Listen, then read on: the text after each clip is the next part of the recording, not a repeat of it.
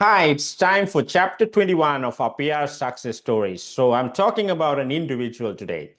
So this particular individual came to Canada for a 1-year postgraduate diploma. So halfway down this postgraduate diploma, this particular individual contacted us and they wanted to know what is the best path to get the Canadian permanent residency.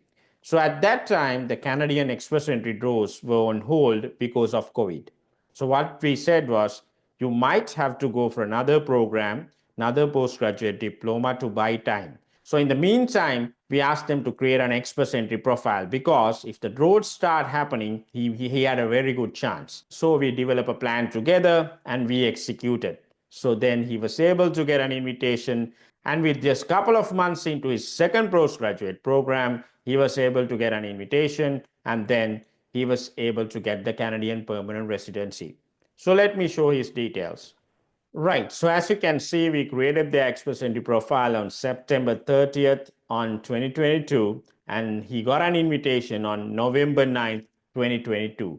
So his score was just 496, and at that time, the score was good enough. So as I said, he did this while doing his studies in Canada. He has not completed his second program. So then we created the Express Entry profile, and then we submitted the application on January 4th, 2023. Guess what?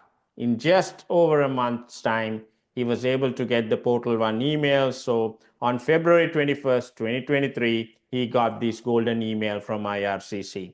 So the lesson that you have to learn in this scenario is that even if you go for a safer option, you might have to keep the main plan intact. So in this scenario, even though we went for a second postgraduate program, because at that time, because of COVID, the IRCC was not conducting draws. So what we did was we went for a safer option, but we always had an eye on the express entry profile. So we created one and he got an invitation, and just because he never became a postgraduate work permit holder in Canada, because while he's doing his studies, he was able to get the permanent residency in Canada. So that's why you need to have a backup plan as well as a safer option, because better be safe than sorry. So hope you learn from this lesson. Until we see you again, good night.